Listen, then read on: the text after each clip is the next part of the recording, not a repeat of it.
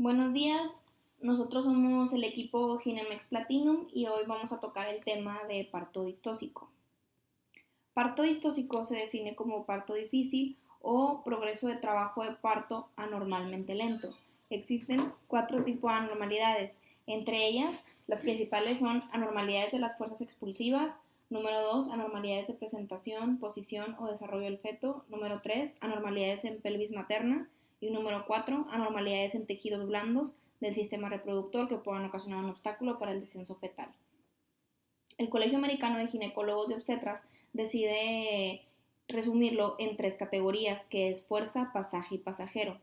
En la fuerza se refiere a fuerzas expulsivas que son subnormales y carecen de intensidad suficiente para vencer la resistencia natural al nacimiento del feto. Son ocasionadas por alteraciones en la contracción uterina.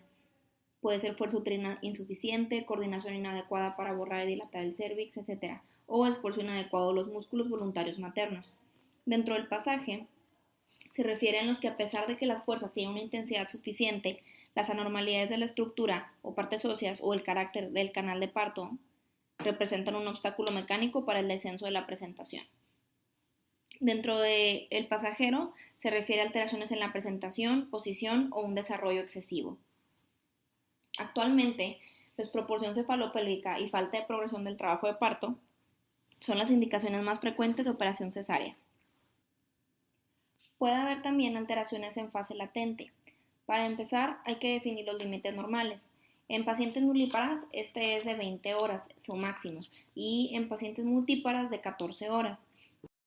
Una fase latente que supere esos límites se considera prolongada y puede ser consecuencia de parto disfuncional, uso prematuro o exceso de sedantes o analgésicos, mala posición fetal o tamaño del feto. Sin embargo, muchas de estas pacientes que parecen estar en una fase latente prolongada realmente están en lo que se conoce como trabajo falso de parto.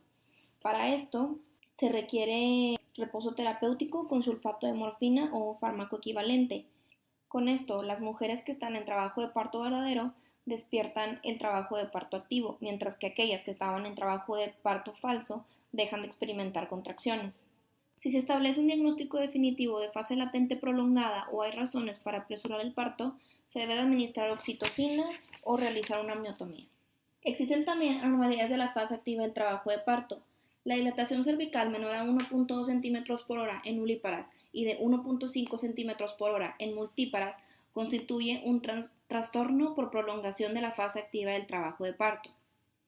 Una velocidad de descenso de la parte de presentación menor de 1 centímetro por hora en nulíparas se considera un trastorno por prolongación del descenso. Si pasa un periodo de 2 horas o más durante la fase activa del trabajo de parto sin progreso en la dilatación cervical, se ha producido una detención de la dilatación. Un periodo mayor de 1 hora sin cambio en la estación de la parte fetal de presentación se define como detención del descenso. Las causas más comunes de las anormalidades en la fase activa son actividad uterina inadecuada, desproporción cefalopélvica, posición fetal anómala o anestesia de conducción. Para todos los trastornos por prolongación y detención, el Colegio Americano de Ginecólogos y Obstetras recomienda la oxitocina. Existen también distocias de origen materno, como alteraciones de la contracción, alteraciones óseas y alteraciones de partes blandas. Dentro de las alteraciones de contracción se encuentran alteraciones de la frecuencia, pudiendo haber oligosistolia o policistolia. Oligosistolia se define como menos de 2 contracciones en 10 minutos y policistolia más de 5 contracciones en 10 minutos. Puede haber también alteraciones de la duración, habiendo hiposistolia, que se define como contracciones de menos de 30 segundos y menos de 30 milímetros de mercurio de intensidad, e hipersistolia, contracciones de más de 60 segundos de duración y más de 50 milímetros de intensidad. Alteraciones de tono, habiendo hipotonía, que es descenso de la contracción a menos de 8 milímetros de tono basal, e hipertonía, cuando el descenso de la contracción se mantiene más de 15 milímetros de mercurio del tono basal. Puede haber también anillo de retracción patológico de Van Dille, contracción uterina y alteraciones de triple gradiente descendente, como inversión del gradiente de intensidad, inversión de los gradientes de propagación y duración, inversión total de gradientes, incoordinación uterina de primer grado o de segundo grado. Dentro de las alteraciones óseas puede haber disminución del estrecho superior cuando el diámetro conjugado mide menos de 10 centímetros, lo que ocasiona dificultad en encajamiento y asinclitismo marcado. Este generalmente se acompaña de rotura de membranas y distosia de contracción, además de facilitar el prolapso de cordón y predisponer a rotura uterina. Puede haber también disminución del estrecho medio cuando el diámetro bisiático mide menos de 9.5 centímetros y disminución del estrecho inferior con un diámetro bisquiático menor a 8 centímetros. Dentro de las alteraciones de partes blandas se puede ver a tumores pélvicos, ya sea genitales como fibromas uterinos o quistes de ovario, no genitales como tumores vesicales, riñón ectópico, cálculo vesical gigante y tumores rectales, distocias de cervix, pueden ser congénitas o adquiridas como artresias, tumores, etc. Distocias de vagina, igualmente congénitas o adquiridas, como ginartresia y tabiques, o adquiridas estenosis cicatrizal, vaginismo, tumores y rigidez, distocias de vulva o distocias de perine. De las distocias causadas por presentación y posiciones anormales, las presentaciones distintas a la de vértice y las posiciones diferentes a la occipito anterior se consideran anormales.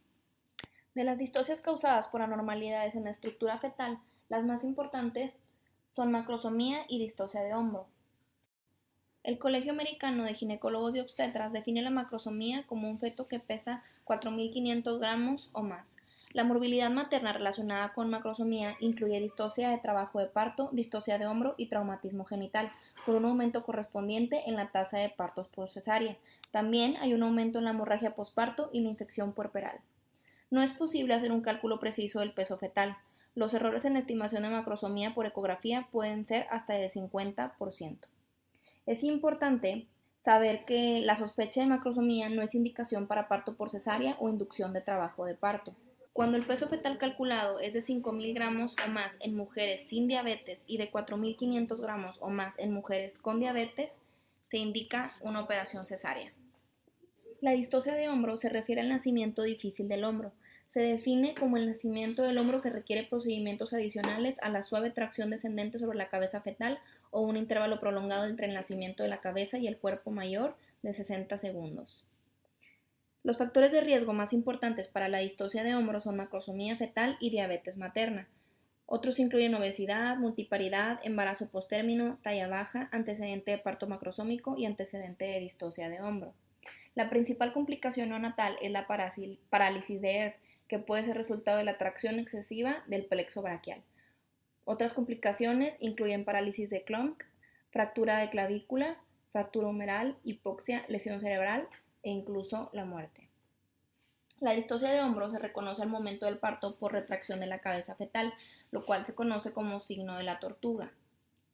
La distocia de hombro no se resuelve con la tracción de la cabeza, sino con una o más maniobras diseñadas para desplazar el hombro anterior desde detrás de la sínfisis del pubis. Una de las maniobras iniciales es la presión suprapúbica, que implica la presión lateral solo con la mano sobre la región suprapúbica materna en un esfuerzo por guiar al hombro anterior por debajo o a un lado de la sínfisis del pubis. También puede usarse la maniobra de McRoberts como primero o segundo procedimiento.